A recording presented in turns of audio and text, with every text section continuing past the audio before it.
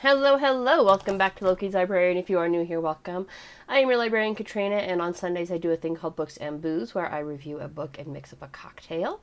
This month I decided to take a look at some mind-expansioning drugs, starting with The Witch's Ointment, The Secret History of Psychedelic Magic by Thomas Hatsis. The accompanying cocktail comes from this book, Spirits of the Underworld, a Grimoire of Occult Cocktails by Allison, Crawbuck, and Rhys, Everett. It is a black Sabbath cocktail, bubbling cauldrons and flying ointments. It is 1 ounce of spiced rum, 1 ounce of Amaro, a dash of absinthe, a dash of the bitter truth roots, drops, and dashes, bitterants, and a 1/4 ounce chamomile tea syrup. I am substituting chocolate bitters because I couldn't get the specific bitters here in time. I kind of learned that some cocktails require a bit more planning, and I did not plan far enough out to get the correct bitterant here in time, so I'm using a substitute. Anyways, let's do this. So we're going to start with a fun fact, right? So a lot of people might be like, why are you doing witches in May? Well, for centuries, the biggest witches' holiday was not Samhain, a.k.a. Halloween. It was Walpurgisnacht, which is Beltane, aka the evening of April 30th, May 1st, which has just passed. It was on Beltane Eve, fun fact, that Clara walked through the standing stones into Outlander and found Jamie Fraser. So that is actually the biggest witches' night, not Samhain. Halloween gets all the love because of the 19th century, which we learned from the book I read last October on that very subject. It was last October, right? I'm trying to read a different one from her. I think it was this last October. Anyways, I read it, I reviewed it, it was on my channel, I'll link it. It's not the biggest holiday, Beltane is. And so I thought, this is seasonally appropriate. Witch's ointment is seasonally appropriate, let's read about that. Where does the idea of a witch's ointment come from? Well, originally the idea of a witch's ointment was said to have originated in 1537, a date provided by, I think he said it was folklorist Margaret Murray in her work, The Witch Cult in Western Europe, which was published in 1921. Murray's work, incidentally, has since been roundly debunked for a variety of reasons, namely that modern witches, how do I want to phrase this? Her work has been debunked because she would cherry pick the citations and not provide everything. She would take it wildly out of context specifically to support her work. Basically, she tried to force the facts to fit her theory, not the other way around. And so she has since been just slashed a bit. Her idea was that modern witches can trace an unbroken lineage back to the beginning of time, that they were not Satanists, but early pagan religions worshipping a horned god that the Christians bastardized into an image of Satan. Her work did a great deal to damage the pagan continuity hypothesis that I think, Brian Marescu's work brought back from the dead, if you will, because he actually did sound scientific research. Yeah, he went all out. But anyways, that's not the topic of this book. The Witch's Ointment goes further back. All right, he kind of bridges the gap between Catherine Nixie's The Darkening Age and Brian Marescu's Immortality Key. Hatsis does a truly outstanding job showing how the loss of knowledge during the Dark Ages led to a knowledge blank for almost 1,000 years until the trial of Mariuccia de Francesco. Hatsis does an extensive deep dive into the trial of Mariuccia de Francesco of Ripa Bianca and her subsequent witch trial in the 1420s, which is unfortunate for adherents of Ms. Murray because that's now like our earliest known date of date of use for a witch's ointment, if you will. He also goes further back. He does bridge the gap between Catherine Nixie's The Darkening Age and Brian Marescu's Immortality Key. He does an outstanding job of showing how that loss of knowledge during the Dark Ages led to a knowledge blank for almost 1,000 years until the trial of Mariuccia in the 15th century. And that knowledge gap is basically what Marescu tried to fill in with the Immortality Key. So where does the idea of an ointment come from? Well, Hatsis painstakingly traces the history of magical ointments in general through the Dark Ages and into modern paganism even, showing conclusively that ointments in general, they don't have to be magical, just in general, have been used for thousands of years. Magic or not, it's basically irrelevant to the point of whether or not they've been used. If they were used for medical, then they could certainly be used for magical. Ointments are even used today, medically, if nothing else. I have a bit of eczema going on here, and the doctor gave me an ointment because it's a skin condition, right? She didn't give me a pill. I mean, theoretically, you could treat it from the inside out, but that's not what she did. Look no further than over-the-counter Vicks Vapo Rub, which is used to open up congested airways, right? You rub it on your chest, the menthol and chamomile breaks up the congestion in the chest and opens up your breathing passages, and then bam. So we know ointments work, all right? It works via absorption through the skin. The skin is the largest organ. Substances applied to the skin are absorbed through the skin, so much so that poison garments, I mean, the original fairy tales, like the original Snow White, it wasn't a poison apple, it was a poison corset that she was laced into, like tight laced into, that caused her to black out. And so it wasn't a magic kiss, he just took the fucking corset off, which is slightly creepier now that you think about it. He's undressing a sleeping body, basically. Boy, did I get off on a tangent there. Legend became fact in the 19th century with the introduction of arsenic salts as a dyeing agent, which resulted in literal arsenic poisoning among classy ladies who wore green dyed clothing. They were dyed green with arsenic. And, yeah. So it's not just urban legend, it was urban fact for a good chunk of the 19th century until they figured out what was happening. I just made the chamomile tea syrup. Just made it. This gets stirred, so I'm going to stir this up real quick. So with that knowledge firmly established, I mean, yes, ointments existed. Yes, they were used medicinally. Yes, they absolutely can be absorbed through the skin. Hatsis shows that ointments were used for a variety of reasons, from love philters to medical purposes to flying ointments. Well, I mean, how could an alleged witch actually fly with these ointments, right? I mean, that does sound absolutely ridiculous. Like they're able to literally just rub on this ointment or hop on a broom that's smeared with this ointment and take off across the sky. Well, that's where my hair is doing something weird today. We're going to take that off. They didn't, all right? They thought they were flying through the use of entheogens, aka hallucinogenics, right? Hatsis specifically cites the following as known hallucinogens which have been used, at least according to texts from the 15th through 16th centuries, in ointments, possibly for witchy purposes. These are known entheogens: mandrake, henbane, deadly nightshade, aka atropa belladonna, datura, opium, hemlock, ergot, and toad poison.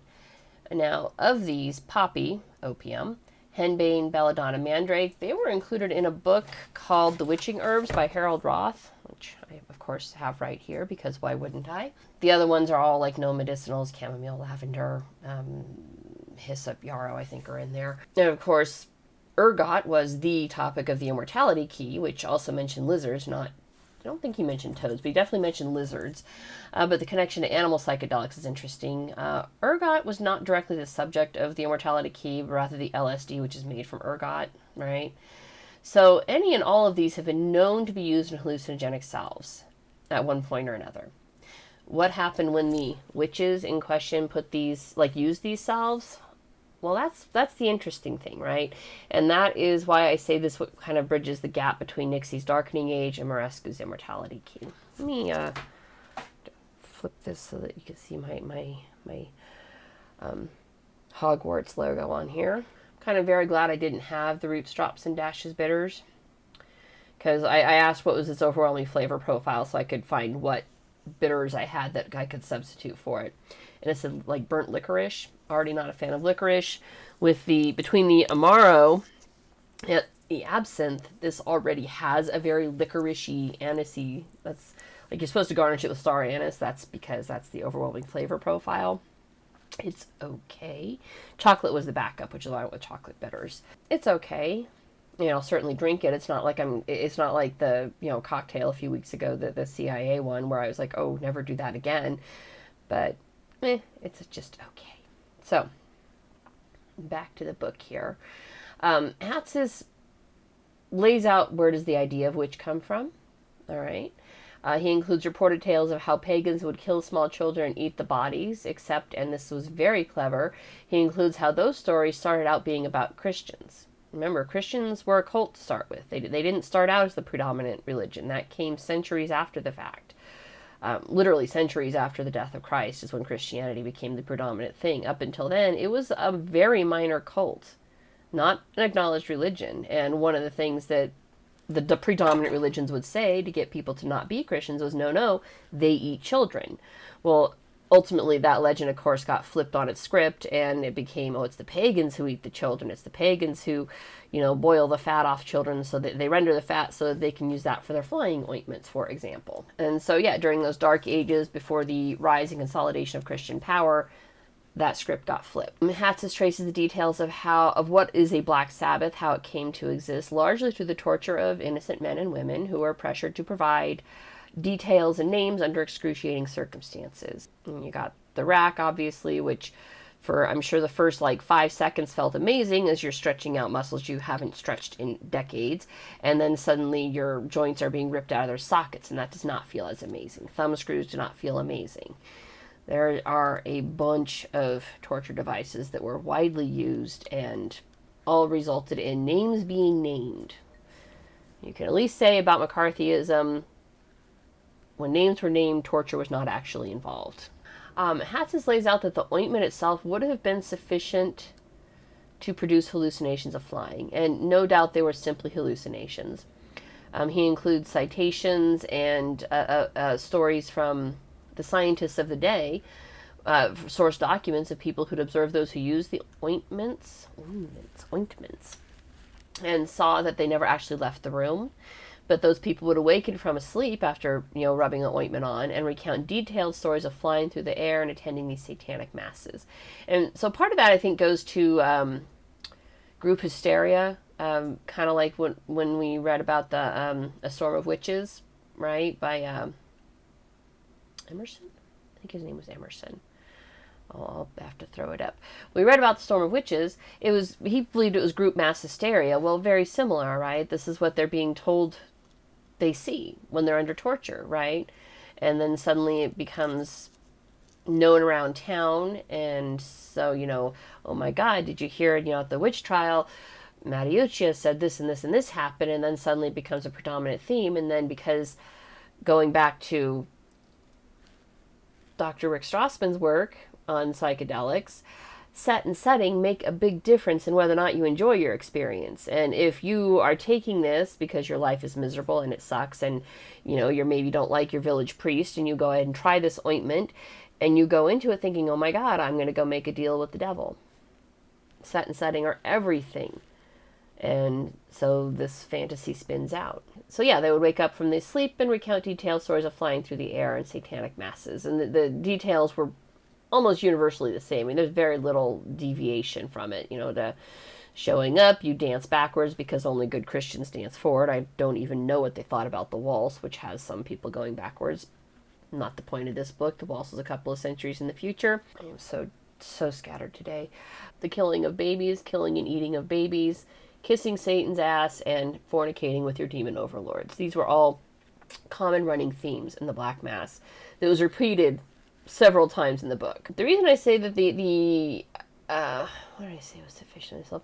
Ointment would have been sufficient unto itself is because in the 1970s, the idea was floated that witches in the Middle Ages would smear ointment on broomsticks and then insert the broomsticks phallically. Hatsis easily debunks that myth based on good God common sense, having to do with brooms were usually just tree branches, right? You have a branch fall, or you cut a branch off and then use the leaves to sweep out the house. And these splinters would have been enough to make any such idea unfeasible. Moreover, source documents from the time reveal that the more common flying instruments were chairs and, interestingly enough, piles of manure. Didn't know what to make of that. I was like, I wouldn't have thought sitting on a pile of shit would make me fly. But that raised another interesting possibility for psychedelics. See, Hatsis specifically cites horse and donkey manure, and while psilocybin is prevalently found in cow manure, it has also been known to grow in horse manure if conditions are right. So I kind of feel like he missed an obvious connection there on what could have gone into these flying ointments. Now, he does include anecdotes from the 19th and 20th century explorers who used some of these original ointments and reported their findings. I mean, at least 2 of them did. The third, Robert Cochrane, died as a result of his experiments. I want to throw this out there because I'm sure there are people out there who will watch this and go, ooh, I want to fly. I want to see if I can experience a Black Mass. Hold your horses there, folks. All right, Cochrane, now his experiment consisted of a concoction of whiskey, nightshade, and sleeping pills, and to be fair, it is entirely possible that the whiskey and sleeping pills did him in and the nightshade had nothing to do with it. But the presence of nightshade should not be discounted as inconsequential. Immunotropa belladonna is called deadly nightshade for a reason, all right? But since use of flying ointments did not always lead to death, one could also say that the Latin maxim, dosis sola facit venenum, holds true. Only the dose makes the poison, okay? Sometimes that dose is 0. So you should definitely 100% not drink bleach. All right, that's a pretty solid word of advice here. Sometimes it's not. If you don't know what you're doing, it's best to steer clear of experimenting. If you're going to insist on it anyways, at least leave accurate notes on your body so that the doctors know what to do when they haul your dumb ass into the hospital, or what to test for at the morgue, because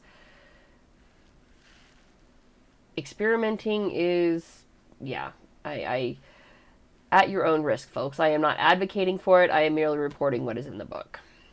This book was interesting, a little repetitive in parts. I was the bit about what happens at a black mass wasn't actually in my write-up here. I pulled it from memory because it was repeated frequently in the book, so it was a little repetitive in parts, but overall quite good. Hatsis wasn't setting out to prove anything about the witch's ointment, other than it existed and was known to exist. Largely that it did not exist as a long unbroken line of historical tradition using phallic symbolism for application, and it was not a means to create a horned god and a romanticized history of witchcraft either. Exists probably as an older medical tradition, which was argued as such as early as the 16th century by famed occultist Henry Cornelius Agrippa. I was surprised to find his name in there. Actually, I have one of his books too, but it's not on my reading list this year. But Agrippa defended an accused witch in court and was in turn accused of being a witch himself. This is a very effective means of counter-interrogation. Oh, well, you must be a witch also. Oh, you don't think that we should hold terrorists at Cuba? Well, maybe you're a terrorist sympathizer. It's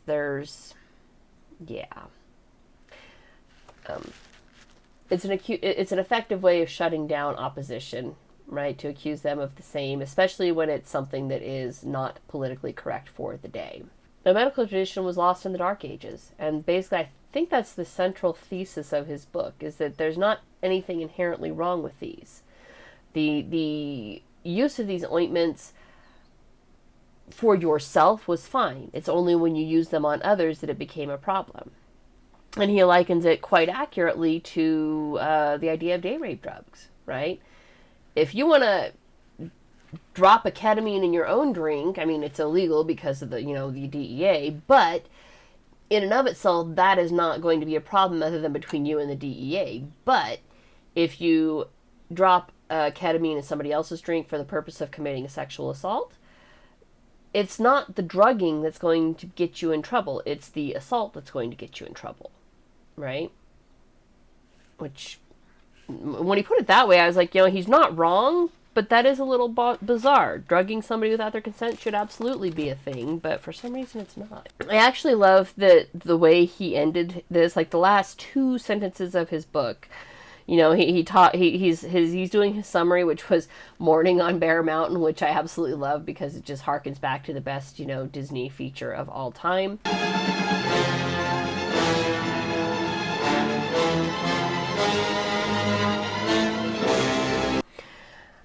If you know, you know.